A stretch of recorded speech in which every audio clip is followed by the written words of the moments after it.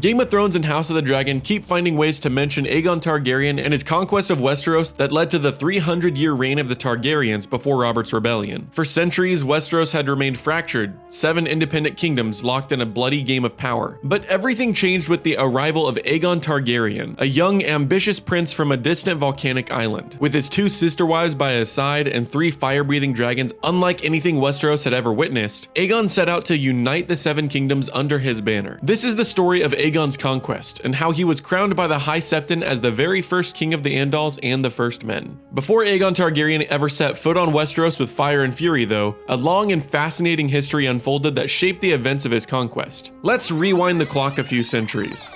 The Targaryens weren't always conquerors. They hailed from the mighty freehold of Valyria, a land known for its mastery over dragons. But unlike their dragon lord peers, the Targaryens weren't consumed by power. A young Targaryen girl, Daenerys the Dreamer, foresaw the doom of Valyria in a prophetic vision. Heeding her warnings, her father, Aegon Targaryen, led his house into exile, taking refuge on the volcanic island of Dragonstone, a former Valyrian outpost. This bold decision proved to be a stroke of genius. Just 12 years later, Valyria was consumed by a cataclysmic volcanic event, leaving only ash and whispers. Safe on Dragonstone, the Targaryens weren't content to simply survive. Aegon, the future conqueror, wasn't even a twinkle in his father's eye yet, but for a century, the Targaryens kept a watchful gaze across the narrow sea. Westeros, a land of fragmented kingdoms locked in an endless cycle of war, was a sight to behold. The ambitions of these squabbling lords must have seemed quaint compared to the lost might of Valyria. Yet within this disunity, the Targaryens saw an opportunity. The catalyst for Aegon's invasion wasn't some grand, preordained plan, but a diplomatic blunder of epic proportions.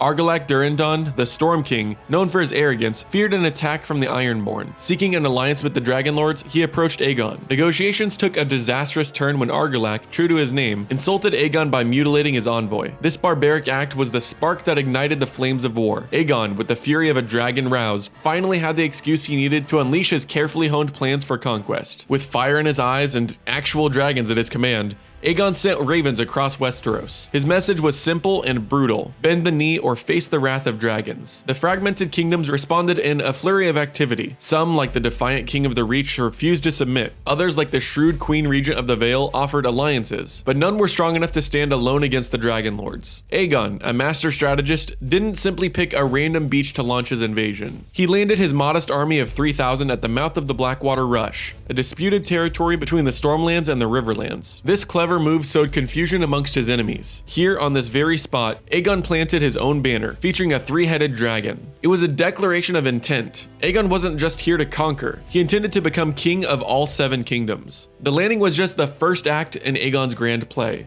He split his forces, sending his sister wives Visenya and Rhaenys with their dragons to secure key locations. Visenya led the fleet north, while Rhaenys headed south with a ground force. Aegon himself mounted on his mighty dragon Balerion the Black Dread and marched towards Harrenhal, the formidable seat of House Hoar. The coming battles would test Aegon's military prowess and the terrifying might of the dragons. The fate of Westeros hung in the balance. As Aegon Targaryen faced the daunting task of conquering a fragmented land, he undoubtedly experienced immense pressure and stress. We all face challenges in our lives, though they might not involve dragons or kingdoms. That's where today's sponsor, BetterHelp, can make a difference. BetterHelp connects you with a licensed therapist who is trained to listen and give you helpful, unbiased advice. First, you go to their site using my link, betterhelp.com/RocketRiley. There, you'll answer a few questions, and BetterHelp will match you to a professional who has years of experience helping people with struggles just like yours. You can do it all from your phone or computer via phone call, video chat, or messaging, however you feel most comfortable. It's honestly the easiest possible way to start talking to a therapist. You'll usually be matched to a therapist within 48 hours, so you can get started fast. Let BetterHelp connect you to a therapist who can support you, all from the comfort of your own home, castle, or wherever you might be hiding from Balerion the Dread. Visit betterhelp.com/RocketRiley or choose Rocket Riley during sign up and enjoy a special discount on your first month. Thank you to BetterHelp for sponsoring this video. And now, let's get back to the story of Aegon's conquest and the pivotal battles that shaped the future of Westeros. Aegon's first major test came in the Riverlands, where he clashed with the Ironborn under the tyrannical rule of Harren the Black. House Hoar, known for their brutality, had seized control of the region and made the colossal Harrenhal their seat of power. However, the Ironborn's reign was far from peaceful. Their heavy-handed rule sparked resentment among their Riverland lords, particularly the rising house Tully of Riverrun. Aegon, with an eye for opportunity, capitalized on this simmering discontent. His forces, spearheaded by the awe-inspiring might of Balerion the Black Dread, carved a path through the Riverlands. Balerion unleashed his fiery breath upon the Ironborn longships patrolling the rivers and the vast God's Eye Lake, dealing a crippling blow to Harren's naval strength. This display of dragonfire not only instilled fear in the Ironborn ranks, but also ignited a spark of hope in the hearts of the Riverland lords. Lord Edmund Tully, sensing a chance to liberate his people from Ironborn oppression, led a popular uprising. Houses Bracken, Blackwood, Mallister, and Frey rallied to his banner, uniting the Riverlands against Harren. Though impressive, their combined forces only amounted to around 8,000 men, dwarfed by the sheer size of Harrenhal. Harren, a man of immense pride and stubbornness, scoffed at Aegon's demands for surrender. He believed his mighty castle, its construction a monument to his ego, was impregnable. Little did he know, Aegon possessed a weapon that could reshape stone itself. In a display of terrifying power, Aegon unleashed Balerion upon Harrenhal. The dragon's fiery breath turned the castle's once proud towers into molten wax, roasting Harren and his remaining kin alive within. This act of fiery judgment broke the Ironborn's will. Faced with the devastating power of dragons and a united Riverland opposition, they surrendered unconditionally. Aegon's victory in the Riverlands was swift and brutal, but it was also a turning point in his conquest. Here, he demonstrated not only the overwhelming might of his dragons, but also his shrewd political sense. Recognizing the role House Tully played in his victory, Aegon elevated them to the position of Lords Paramount of the Trident, effectively making them the rulers of the Riverlands. With a stroke of genius, he also commanded the defeated Ironborn to elect a new ruling house. This move sowed discord amongst the Ironborn, and ultimately led to the rise of House Greyjoy of Pike, who swore fealty to Aegon and became the new rulers of the Iron Islands. While Aegon unleashed dragonfire upon the Riverlands, his half-brother Orys Baratheon faced a different kind of challenge in the Stormlands. King Argilac Durrandon, better known as Argilac the Arrogant, wasn't one to cower behind castle walls. Infuriated by Aegon's audacity and emboldened by the Stormlands' martial traditions, Argilac chose to meet Orys in open battle. Legend tells us that a massive thunderstorm erupted as the two armies assembled. Some saw it as a bad omen, but Argilac, ever the prideful warrior, took it as a sign to unleash his fury. His forces, outnumbering Orys's Targaryen host by 2 to 1, launched a ferocious attack. Initially, Argilac's gamble seemed to pay off. His seasoned Stormland troops pushed back Orys's men, threatening to engulf them. However, just when defeat seemed imminent, the tide of battle turned. Rhaenys Targaryen, mounted on her fearsome dragon Meraxes, descended upon the battlefield. Meraxes' fiery breath carved a swath of destruction through Argilac's forces, sowing panic and confusion. This unexpected intervention allowed Orys to rally his men and engage Argilac in a personal duel. The details of the fight are lost to history, but one thing remains certain. Orys emerged victorious, slaying Argilac the Arrogant and effectively extinguishing House Durrandon. With their king dead and their ranks broken by dragonfire, the Stormland army teetered on the brink of collapse. However, a final twist emerged. Argilac's daughter, Argella, refused to accept defeat. In a desperate gamble, she declared herself the Storm Queen and rallied the remaining Stormland troops. This act of defiance could have prolonged the conflict, but treachery intervened. Argella's own bannermen, weary of war and impressed by Orys's martial prowess, betrayed her. They apprehended Argella and surrendered Storm's End, the mighty ancestral seat of House Durrandon. Orys, unlike his half-brother who showed no mercy to Harrenhal, proved to be a more cunning conqueror. He treated Argella with surprising kindness and accepted the surrender of Storm's End. Aegon, recognizing Orys's significant role in securing the Stormlands and his potential as a loyal vassal, rewarded him handsomely. Orys was granted the castle of Storm's End, allowed to keep the sigil and words of House Durrandon, though with Targaryen colors, and even take Argella as his wife. Thus, House Baratheon was born, a new dynasty forever bound to the Targaryens and forever marked by the storms that raged over their new domain. Aegon's conquest wasn't all about storming castles, though. In the west, a different kind of challenge awaited him. Here, two of Westeros' most powerful houses, the Lannisters of Casterly Rock and the Gardeners of Highgarden,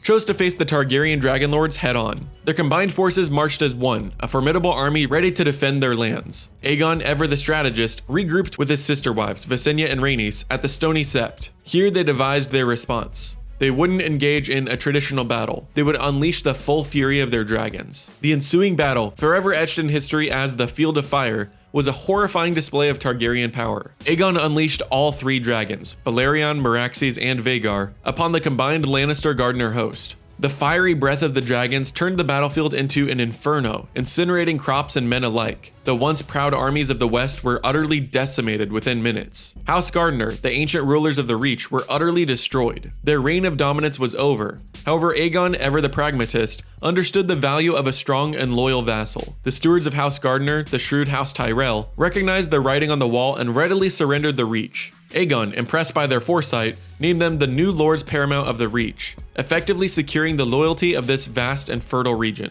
The Lannisters, though battered by dragonfire, were a different story. Unlike the Gardeners, they chose pragmatism over pride. Recognizing the futility of further resistance, they bent the knee and pledged fealty to Aegon. Their timely surrender earned them a reprieve. Aegon, needing reliable wardens for the strategically important West, appointed them Wardens of the West, granting them a position of power within the new Targaryen order.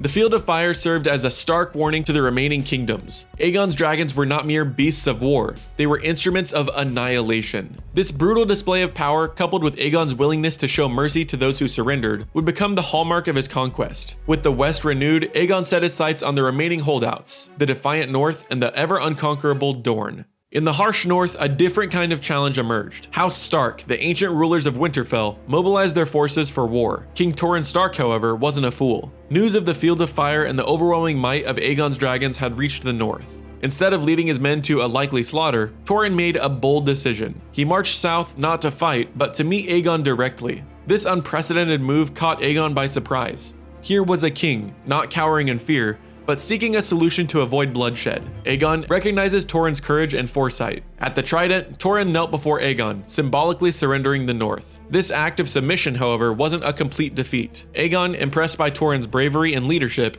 named him Warden of the North, effectively allowing House Stark to retain control over their ancestral lands. The North, unlike the other kingdoms, emerged from the conquest relatively unscathed, a testament to Torrhen Stark's shrewd decision-making. Further south in the mountainous Vale of Arryn, a different story unfolded. House Arryn, perched in their impregnable eyrie, initially planned to resist. They gathered a mighty host at the Bloody Gate, a formidable natural defense point. However, the Vale's defenses ultimately proved no match for the Targaryen dragons. Visenya Targaryen, mounted on her fearsome dragon Vhagar, bypassed the Bloody Gate altogether. In a daring move, she soared straight into the courtyard of the Eyrie, the very heart of House Arryn's domain. There she found a young boy king, Rhaenyra Arryn. The sight of a dragon within the supposedly impenetrable Eyrie must have been a terrifying spectacle. Visenya, however, wasn't there to unleash fire and fury. She surprised everyone by proposing a peaceful solution. She negotiated directly with the young king, offering him a ride on her dragon in exchange for House Arryn's surrender. The boy king, understandably awestruck by the magnificent beast, readily agreed. With this act, the Vale of Arryn became the final kingdom to bend the knee to Aegon the Conqueror. The peaceful resolution with the Vale wasn't just a clever political maneuver, it also signaled a growing acceptance of Targaryen rule. With the powerful Faith of the Seven, led by the High Septon, declaring their support for Aegon, the remaining pockets of resistance began to dwindle. Aegon's conquest, fueled by dragonfire and strategic alliances, was nearing its completion. This conquest, however, wasn't destined to engulf all of Westeros. Dorne, the southernmost kingdom, proved to be a thorn in the Targaryen side. Unlike the other kingdoms who met Aegon's dragons in open battle, the Dornish people employed a different strategy, one that frustrated and ultimately thwarted Aegon's ambitions. Instead of facing the Targaryen dragons head-on, the Dornish, known for their guerrilla warfare tactics, chose to melt into the unforgiving landscape of mountains and deserts. Aegon's forces, led by his sister queen Rhaenys, found themselves in a nightmarish scenario. The Dornish refused to be drawn into a decisive battle where they would be vulnerable to dragonfire. Instead, they adopted hit-and-run tactics, constantly harassing Targaryen supply lines and inflicting casualties through ambushes. Rhaenys' initial attempt to conquer Dorne quickly devolved into a war of attrition, a frustrating stalemate. Determined to subdue the defiant Dornish, Rhaenys flew her dragon Meraxes to Sunspear, the seat of House Martell. There she hoped to confront the ruler of Dorne, the aged princess Merya Martell, known as the Yellow Toad for her cunning and ruthlessness. The meeting, however, did not go as planned. The blind and defiant Princess Merya refused to yield. She declared to Rhaenys' face that Dorne would never kneel, never surrender, and never bend the knee. Rhaenys returned to Aegon empty-handed, her forces battered and demoralized. The harsh reality of the situation became clear. Conquering Dorne, a land that refused to fight on Targaryen terms, would likely come at a ruinous cost. Aegon, pragmatic as ever, made a difficult decision. He acknowledged the Dornish spirit and their unwavering defiance. Dorne, unlike the other kingdoms, would retain its independence. This decision marked a turning point in Aegon's conquest. While Fire and Blood had brought the rest of Westeros under Targaryen rule, Dorne remained a free land, a testament to the fierce spirit of its people, and a reminder that even dragons have their limits. The Dornish people, forever proud of their unbowed, unbent, unbroken legacy, would continue to be a thorn in the side of the Targaryen dynasty for generations to come. Aegon Targaryen's conquest of Westeros wasn't a swift and merciless rampage. It was a tapestry woven with fire, steel, cunning strategy, and even moments of unexpected mercy. From the fiery devastation of the Field of Fire to the bloodless submission of the North, Aegon's rise to power showcased his mastery of warfare and statecraft. This legacy casts a long shadow over the events of Game of Thrones and its prequel, House of the Dragon. The Targaryens, for all their power, planted the seeds of future conflicts. Most importantly, the absolute rule established by Aegon would eventually breed resentment amongst the other noble houses, a resentment that would culminate in the rebellion that would ultimately topple the Targaryens from their throne, setting the stage for the epic War of the Five Kings depicted in Game of Thrones. Aegon's conquest, therefore, serves as a cautionary tale, a reminder that the path to power is often paved with both glory and folly, and that the legacy of a conqueror can be a double-edged sword. Thanks for watching, don't forget to like and subscribe, and I'll see you in the next video.